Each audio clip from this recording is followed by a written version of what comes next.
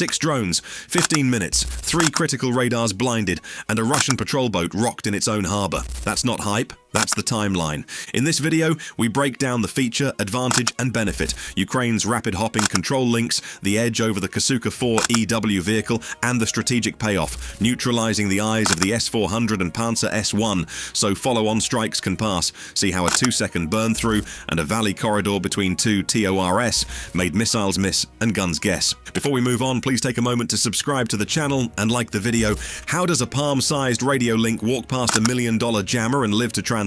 By refusing to stand still, the drones cut the air at grass height under 30 meters, while their control links sprint across about 40 channels every second. The Beaver Strike models keep a live video feed running even as trees, buildings, and shoreline clutter.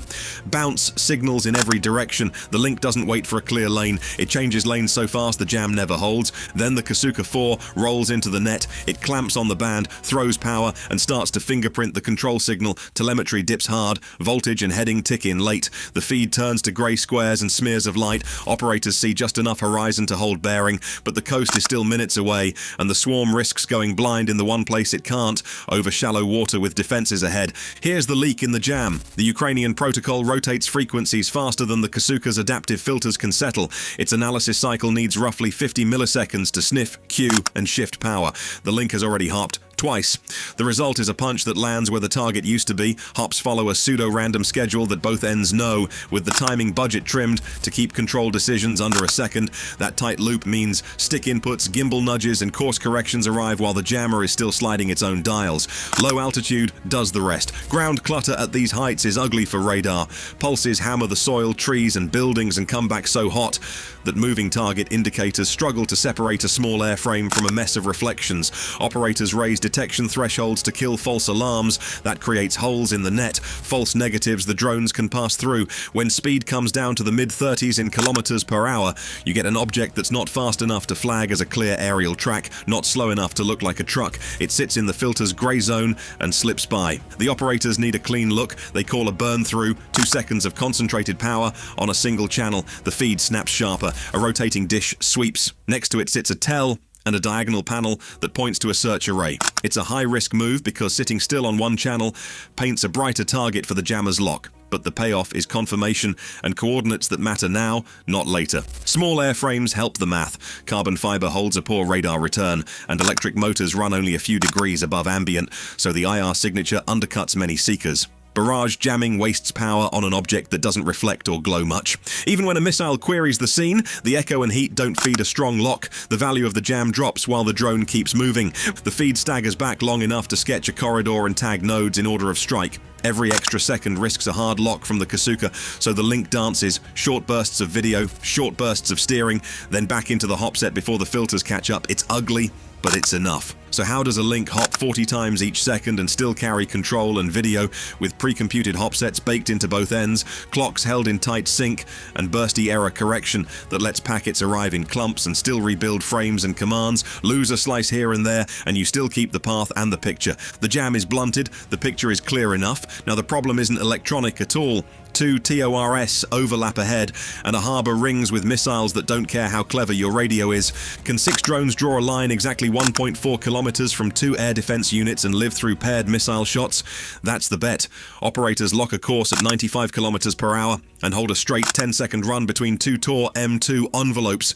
It is walking between guard dogs on chains, with the chain length known down to the meter. The ridgeline fixes each launcher in place, and the corridor stays open because the math says so. Hold 1.4 kilometers from each unit, and you sit outside the 1.5 kilometer dead space where their missiles are still accelerating and can't arm. The path isn't wide. It's a ruler edge cut across broken ground, and any drift pushes the drones into a bubble where a launch becomes viable. A Pancer S1 queues at 2.2 kilometers and wastes no time. Twin 57E6E missiles punch off the rails. The first hunts a low-heat blur and loses contrast against a cool sea and a carbon fiber body.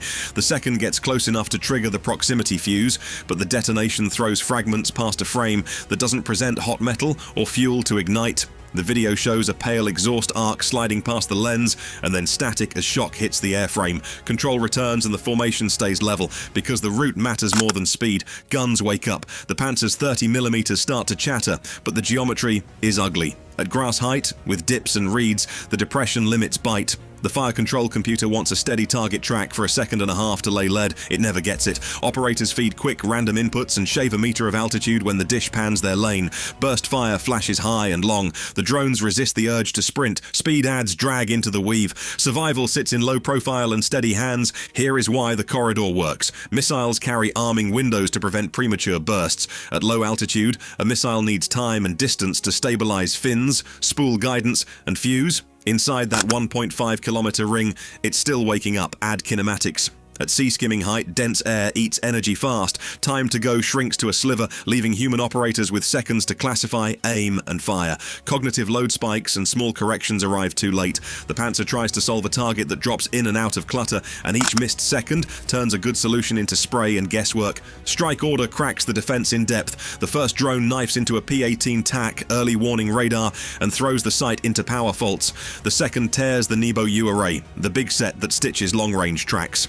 Follow-ons pressure the N6L6E engagement radar that forms the S-400's brain.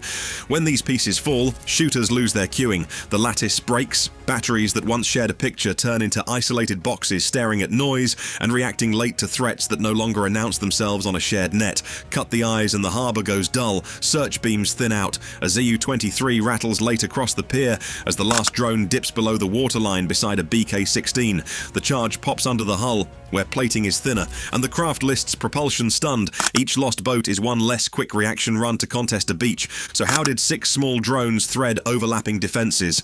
Terrain masking kept them low, a computed no-fire corridor held them outside arming space, and timing forced missiles to miss while guns guessed.